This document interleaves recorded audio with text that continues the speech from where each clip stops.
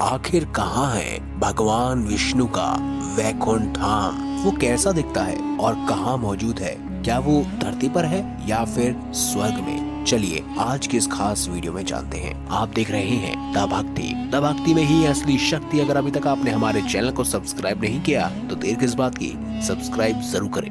वैकुंठ का शाब्दिक अर्थ है जहाँ कुंडा ना हो। कुंडा यानी कि निष्क्रियता, यानी कि निराशा, हताशा, आलस्य और दरिद्रता। इसका मतलब ये है कि वैकुंठ धाम ऐसा स्थान है जहाँ कर्महीनता नहीं है, निष्क्रियता नहीं है। कहते हैं कि मरने के बाद पुण्य कर्म करने वाले लोग स्वर्ग या वैकुंठ धाम जाते हैं। हालांकि वेद ये नहीं कहते कि मरने के बाद लोग स्वर्ग या वैकुंठ धाम जाते हैं। वेदों में मरने के बाद की गतियों के बारे में उल्लेख मिलता है और मोक्ष क्या होता है इस पर भी आज हम चर्चा करेंगे। दोस्तों, हिंदू धर्म के अनुसार कैलाश पर महादेव, ब्रह्मलोक में ब्रह्मदेव बसते हैं। उसी तरह भगवान विष्णु का निवास वैकुंठ में बताया गया है। वैकुंठ लोक की स्थिति 3 जगह बताई गई है, धरती पर, समुद्र में और स्वर्ग के ऊपर। वैकुंठ को विष्णु लोक और वैकुंठ सागर भी कहते हैं। भगवान विष्णु के बाद इसे गोलोक भी कहने लगे, क्योंकि श्री कृष्ण और विष्णु एक ही हैं, इसीलिए श्री कृष्ण के निवास स्थान को भी वैकुंठ कहा जाता है। दोस्तों, धरती पर पहला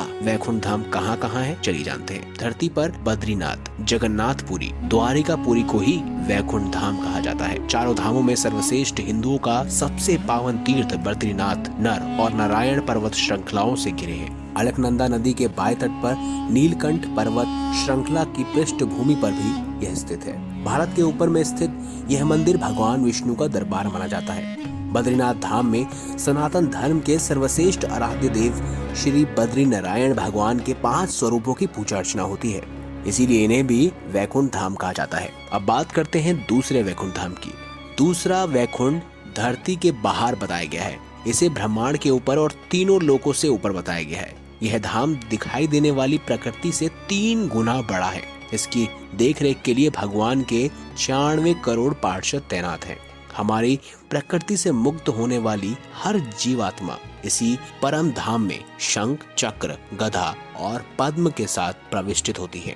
इस वैकुंठ के बारे में कहा जाता है कि मरने के बाद भगवान विष्णु भक्त पुण्यात्मा यहाँ पहुँच जाती है। पुराणों के अनुसार इस वैकुंठ की स्थिति हमारे ब्रह्मांड के भी परे बताई गई है। अब चलिए जानते हैं तीसरा वैकुंठ धाम।